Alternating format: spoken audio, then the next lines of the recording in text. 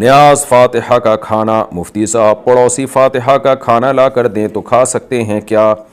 بعض دفعہ نہ لینے اور واپس کرنے سے محلے داری خراب ہونے اور نفرت کا باعث بننے کا خطرہ ہوتا ہے، سامنے والے کی اور ضد میں آنے کا خطرہ ہوتا ہے، تو کیا مروت سامنے والی کی بے کرامی سے بچنے، پڑوسی محلے کے حقوق، تفرقہ بازی کی شدت کم کرنے کے لیے اگر لے لیا جائے تو کیا گنجائش ہے؟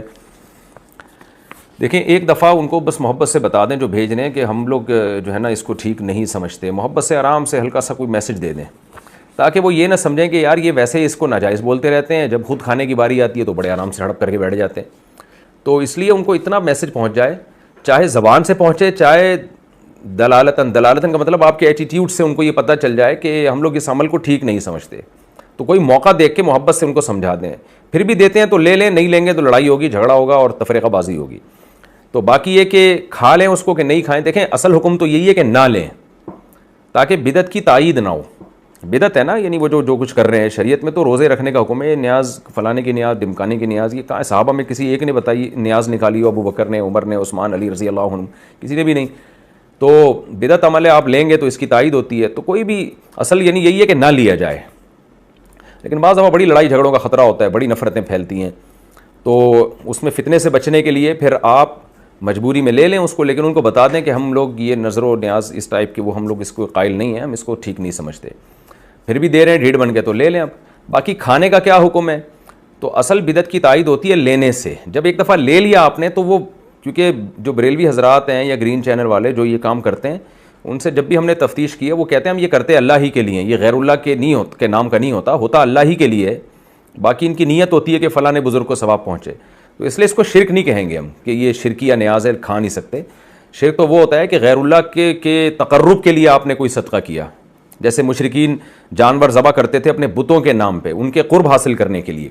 تو اگر کسی نے نیاز نکالی کسی بزرگ کے تقرب کے لیے، یعنی ان کی نیت سے عبادت کی کہ ہم ان کو خوش کرنے کے لیے کر رہے ہیں، تو یہ تو شرک ہے، حرام ہے اس کا کھانا، اس کو کہیں بھی استعمال نہیں کر سکتے۔ لیکن اگر یہ نیت نہیں ہے، نیت اللہ کو راضی کرنا ہے، اور یہ نیت ہے کہ ہم نے فلاں کو اس کا ثواب پہنچ جائے، جیسے کہ مجھے جہاں تک نالج ہے اس کے مطابق لوگ ایسے ہی کرتے ہیں تو گرین چینل والے، تو پھر وہ کھانے کو حرام نہیں کہیں گے ہم، لینے کو بدعت کی تائید کہیں گے کہ آپ وصول کرنے سے ایک بدعت کی تائید ہو رہی ہے آپ کے عمل سے۔ تو اس کا میں نے آپ کو تفصیل سے جواب دے دیا ہے کہ بدعت کی تائید نہ کریں آپ کسی بھی طرح سے، اور جو ڈیٹیل میں نے جواب دیا اس کا وہی جواب ہے۔ راجستھان سے کسی نے پوچھا، راجستھان انڈیا سے، نیاز اور فاتحہ کیوں نہیں دلانا چاہیے، اس بارے میں بتا دیجئے، کیونکہ لوگ مجھ سے ہر بار یہی بولتے ہیں کہ تم لوگ نیاز کیوں نہیں دیتے۔ ان سے بولیں یہ نیاز کا لفظ ہی نہیں ہے حدیث میں، اور یہ چلو لفظ بعض حدیثوں میں نہیں ہوتے، عمل تو ملتا ہے، تو عمل بھی نہیں ہے۔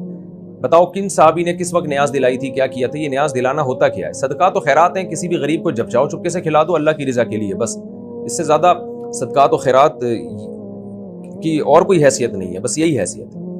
تو 11ویں 12ویں اور پھر فلانے کی نیاز اور فلانے کی نیاز، یہ نبی صلی اللہ علیہ وسلم، صحابہ، ائمہ اربعہ، مجتہدین میں سے کسی سے بھی ثابت نہیں ہے۔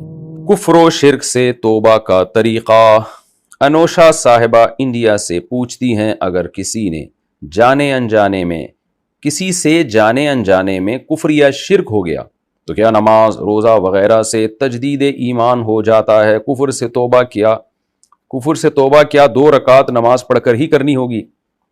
دیکھیں، ہر بڑے سے بڑے گناہ کو اللہ تعالیٰ توبہ کے ذریعے معاف کر دیتے ہیں۔ ہاں، یہ ضرور ہے کہ کچھ گناہ ایسے ہیں کہ جن میں توبہ کے علاوہ کفارہ بھی ہوتا ہے، کچھ گناہ ایسے ہیں جن میں توبہ کے علاوہ پھر جو گناہ ہوا ہے اس کی قضا بھی، یعنی اس کی تلافی بھی ہوتی ہے۔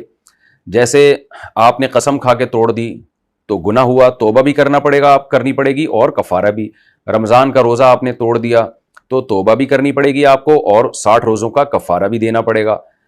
تو اور کچھ، یہ تو کفارے کی مثال آ گئی۔ کچھ گناہ ایسے ہیں کہ جن میں آپ کو اس کا یعنی تلافی بھی کرنی پڑتی ہے۔ مثال کے طور پر آپ نے کسی سے پیسے کھائے، غصب کیے، چوری کی آپ نے، تو صرف توبہ کافی نہیں ہے بلکہ اس کے پیسے لوٹانے پڑیں گے یا معاف کروانا پڑے گا، اور مالک نہیں مل رہا تو صدقہ کرنا پڑے گا اگر آپ کے پاس گنجائش ہے۔ نماز آپ نے جان کر قضا کر دی تو توبہ بھی کرنی پڑے گی اور قضا کر کے اس کی تلافی بھی کرنی پڑے گی۔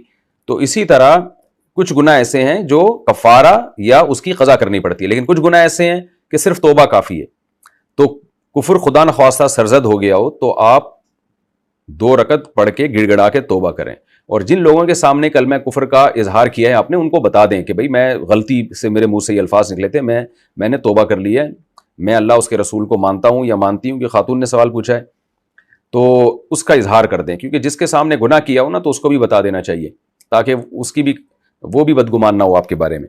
اور اگر واضح لفظوں میں کسی نے کفر کیا ہے تو پھر توبہ بھی کرے گا، اور اس کفر کی وجہ سے کچھ شرعی احکام بھی مرتب ہوتے ہیں. وہ یہ کہ نکاح ٹوٹ جاتا ہے تو نکاح کی تجدید کرنی پڑے گی، حج جو کیا تھا وہ باطل ہو جاتا ہے، حج دوبارہ کرنا پڑے گا. یہ وہ کفر ہے جو بالکل واضح لفظوں میں صاف کفر ہو. ایسے وہمی بن کے بھی لوگ خامخواہ میں تجدید نکاح کر رہے ہوتے ہیں اور حج کے بارے میں پریشان ہوتے ہیں، تو وہمی نہ بنے.